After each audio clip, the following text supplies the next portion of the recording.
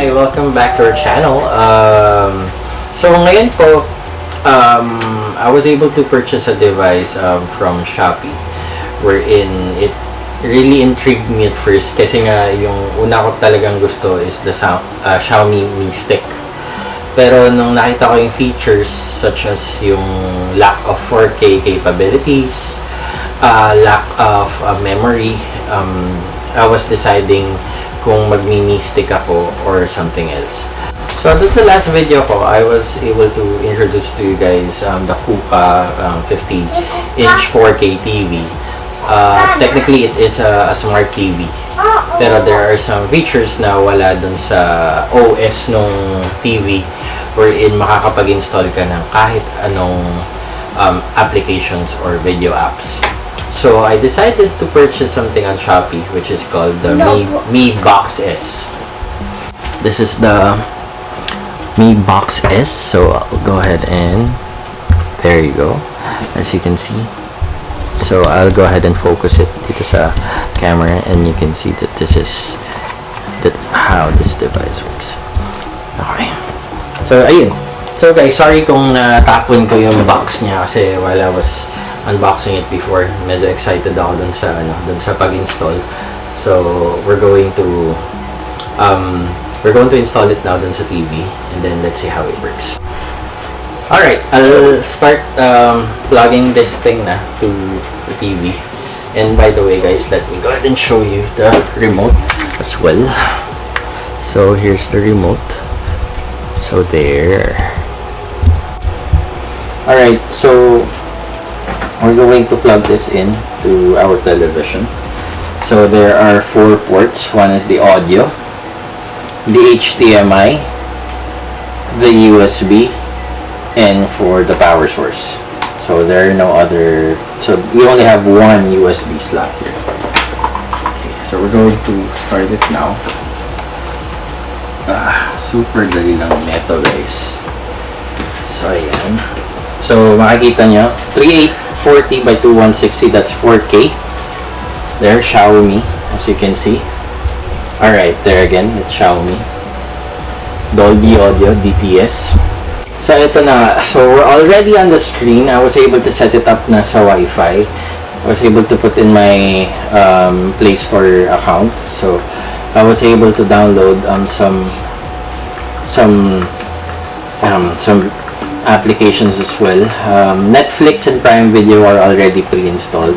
Spotify, YouTube is also pre-installed. I was able to download iFlix, NBA, HBO Go, VU, and iQIYI, which is a Korean application for videos. So yun. So we can go ahead and start it off with Netflix, guys. This is default as 4K resolution. So anything that you would play on a 4K resolution na TV, automatic siyang mag-4K. So let's go ahead and try one video.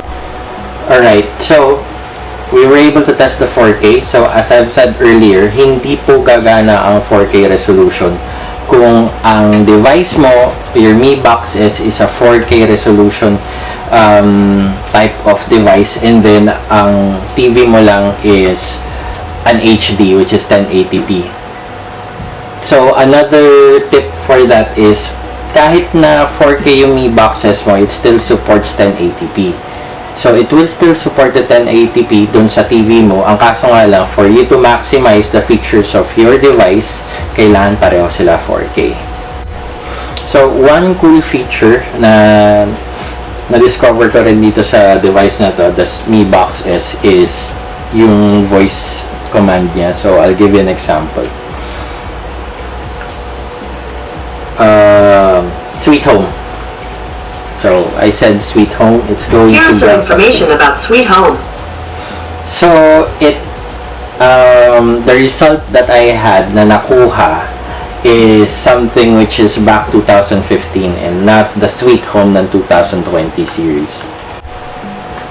Alright, so how do we go dun sa pag-download ng applications? Easy.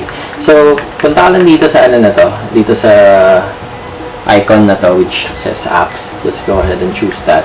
And then, at the top, you can see get more apps and get more games. Yes guys, this box supports games. Basta may Bluetooth controller ka lang to support it. So, let's go to get more apps. This is your Play Store. And you can download as many video applications or music applications or games you want. So, mamili ka na. So, this has 16 gig of read-only memory. It has 2 gig of RAM, random access memory. So, there. So, this is the basic settings. So, you can see that this is how we're connected to the network. And then, about sa Mi Box, so version 9, and then date and time has been automatically configured when it connected to the internet. Display, if you can see, screen resolution, it's 2160 60 Hz, which means it's 4K. And then HDMI is connected automatically. Sound, there is a DTS sound scale, which means that it's supported by Dolby. So, malakas po siya. Storage, here's a device storage. So, internal. So, since marami na akong app na na-install, ito na lang yung available, 3.4 GB na lang.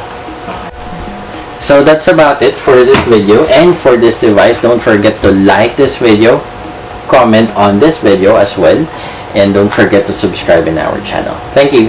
Till our next video. Bye. Bye!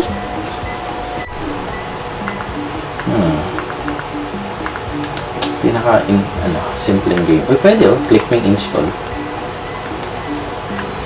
Oh. It's pending.